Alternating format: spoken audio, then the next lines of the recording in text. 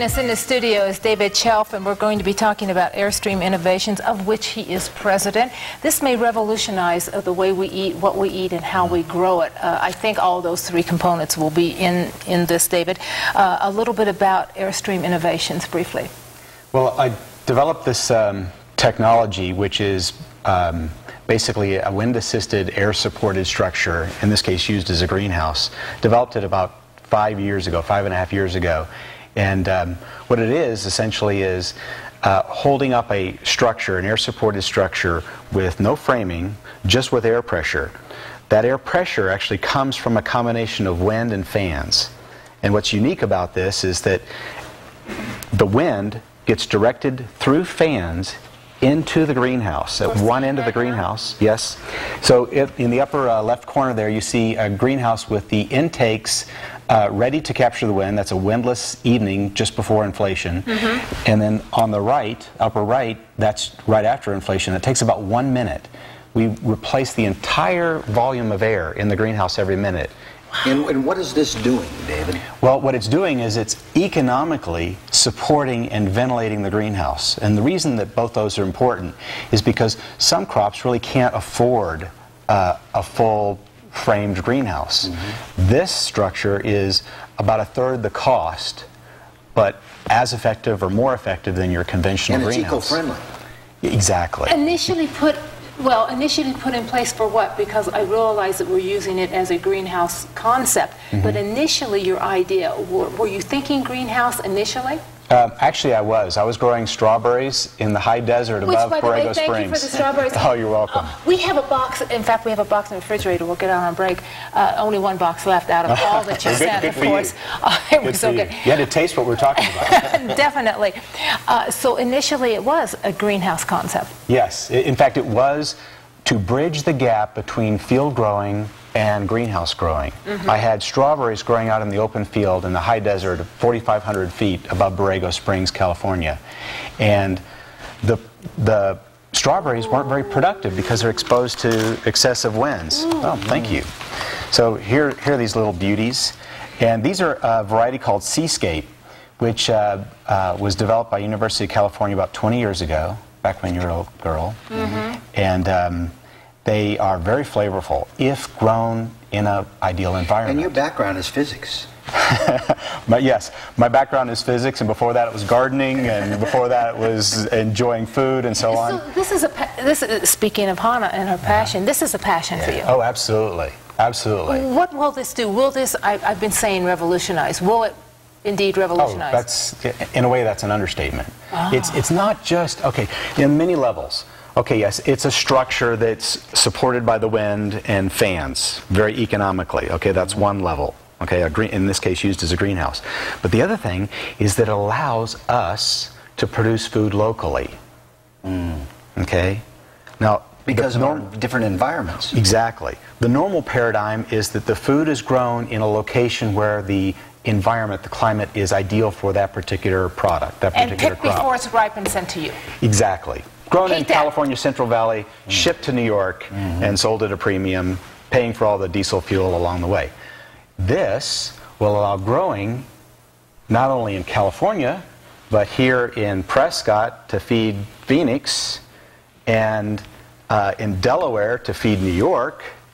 And David, how widespread is this now? I mean, well, it's still rather infantile. Okay. We've got a couple production facilities of our own in San Diego. We've got other companies with their own production sites in San Juan Capistrano, California, in Delaware, and ultimately what I'm looking at doing now is creating a network of associate growers all over the country to produce locally grown products for sale much more locally than the paradigm that we have now. Right now we're going to take a look at what David has been talking to us about and explaining to us. We have a video that will explain further about Airstream Innovations. Let's take a look.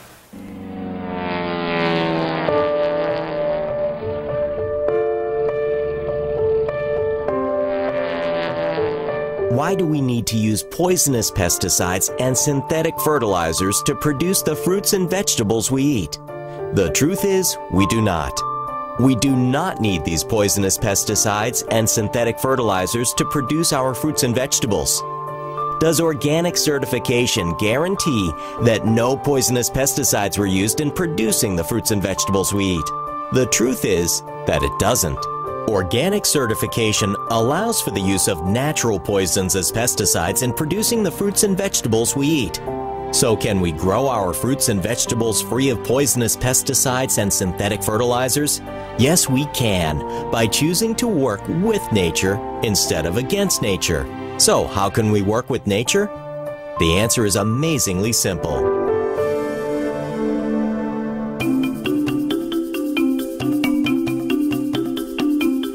This is an Airstream greenhouse. Invented by Airstream Innovations, it's the world's first wind-assisted, air-supported, and ventilated structure. The intakes from the greenhouse capture the energy of the wind to support and optimally ventilate a greenhouse. The result is an economical system for growing organic plants and produce. Now, organic produce can be grown with less cost than conventional produce.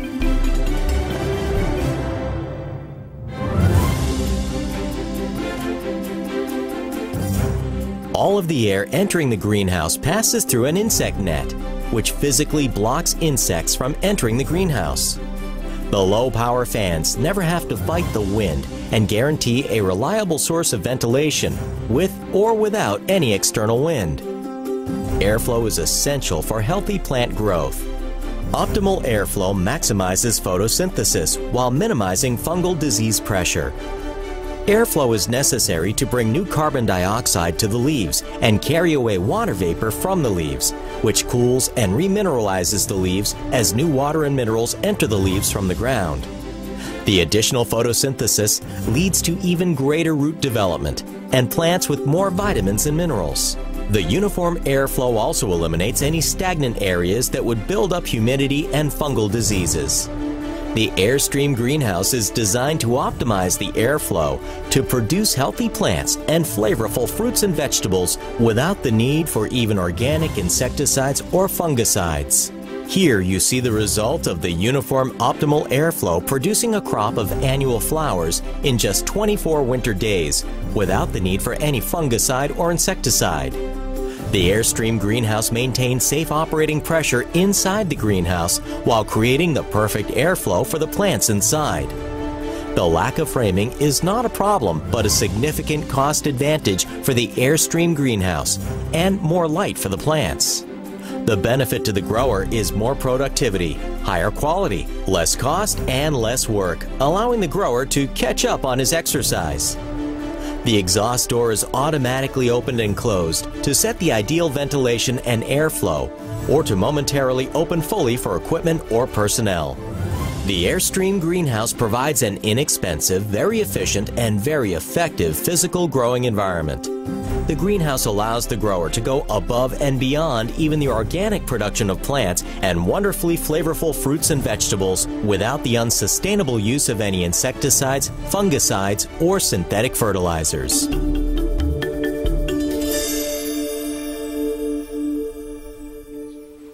Amazing. Fabulous, fabulous video. When we come back, David's going to be with us. When we come back after a short commercial break, we're going to talk about other applications for this particular structure. You stay right there.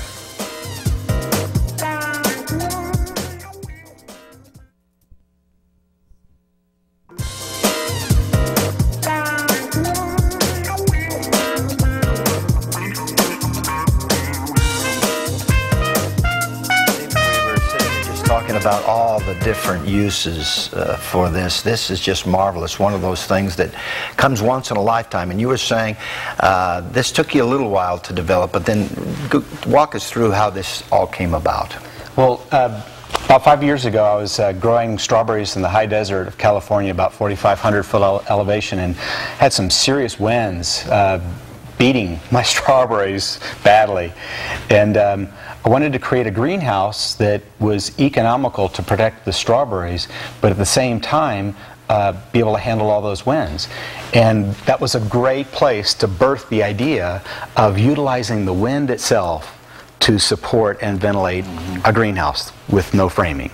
Prior to that, a greenhouse would trap It was a trapping of air in the greenhouse. Right. Well, there's two types of structures like that. One is a greenhouse with frames that had roll-up sidewalls that would let some wind flow through, or simply an air-supported bubble, which was created with pressure from a blower, like a jumpy. Okay, which the blowers can create a lot of pressure, but they can't create a lot of flow. Right. And those kind of structures require airlocks or revolving doors or something to prevent air from leaking out. And essentially, you just have like a balloon trapped air pressure. That's not very good for a greenhouse because you need airflow through the plants to keep them healthy. And insecticides, you were talking about that you don't need insecticides. Right, because all of our air coming through the intake goes through an insect net. All the insects are stuck right there at the intake. And then that air travels through the greenhouse out an exhaust, and the exhaust itself can be screened, or just the natural flow of air out of the greenhouse prevents most pest insects from entering in. I said the word organic. This is beyond organic. Right, because you're going to tell us something I did not know. Most people don't know. Oh, please tell us. Organic production allows for the use of naturally produced poisons like pyrethrins and coppers and so on to attack insects and the nervous system of insects, which can also attack the nervous system of people. I've talked to people who've walked through organic grape fields after a pyrethrin spraying and got numb fingers, tingly, you know, all over because they're exposed to the residue. Of the two, organic less dangerous? Absolutely. Okay. Organic is less dangerous. But it is not without danger. Okay. Other applications for your invention? Well, ultimately, it could be a structure for almost anything. It could be for storage. It could be for temporary housing. It could be a rapid installation for, say, military applications. It could be used ultimately to harvest, collect energy. And that's potentially as big as the growing issue. Sure. Because this allows us to grow food anywhere, anytime, no matter what season. Right. Because as long as there's daylight. What it does is it provides an ideal airflow through a crop, whether it be a low crop like strawberries or a taller crop like tomatoes, an ideal airflow that's not. It's moderate. It's not excessively cold from outside temperatures. It's not excessively hot because the plants naturally transpire water, which do their own evaporative cooling. And that keeps the greenhouse cool, even when it's hot outside. It's still cool. The plants are doing it. I see people in gardens, individually, people could use this. Many people like to have their own gardens. Can you have a little one? Can you have a little application? We're working on a smaller scale version for big backyards. Right now our smallest one is a 1/4 acre of 33 feet by 330 feet, which idealizes a small production unit. But could you see it as something that you have smaller intakes, fewer fans. Excellent. Now on a larger scale, how large can you have this, or would you just have a number of smaller greenhouses? The video was captured in San Juan Capistrano at a 1/2 acre unit. Okay. The ones with the plants, the little flowers growing in Delaware, was an acre unit. Those, by the way, those little plants grew from a small little plug to fully flowering plants in 28 days. That's in February in Delaware. How large of an area are we looking at there? Well, that's a 1/4 of 1 acre. The one before was without that partition, without that curtain to the left. Wow. And those 28 days later in February in Delaware. So that's Delaware. So rapidly, so you don't need the miracle grow. Exactly. You don't. Yeah. Well, ultimately, not for food, Lou. Not for food. Right. Well, ultimately, because of the temperature control of not just the air but soil, organic materials break down to plant food more readily. So you can use organic fertilizers much more easily than you can. Well, I was also thinking of another commercial application. I mean, so many places are trying to grow greens, golf courses. Yes. And it would be more economical to grow grass in this type of environment, correct? In fact, we're just installing a 1 acre facility in Delaware for Delaware State University to grow free-range chickens raised on the grass grown inside the 1 acre unit. Other countries that are interested in this? We have countries, we have interest in South Africa, Australia, We're about to close a couple of sales in both those places. I've just gotten email requests from Greece and Germany. Government's response to this, I'm afraid to ask that question. None. A lot of investigation. I bet. I've noticed on my website, I track my website, by the way. Yeah, And I noticed quite a few governments, actually. Not just the United States government, but quite a few governments looking into this. Terrific. Nice to meet you. David, congratulations. so much. Thank you very much.